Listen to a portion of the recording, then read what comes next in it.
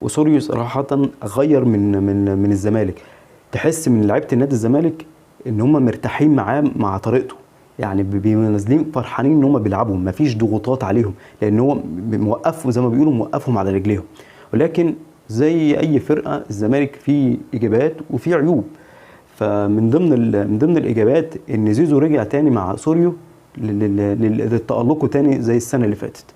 وفتوح احمد فتوح، زيزو فتوح من الاعمده، من المفاتيح الاساسيه بالنسبه لاسوريو في اللعب في الخطه بتاعت اسوريو.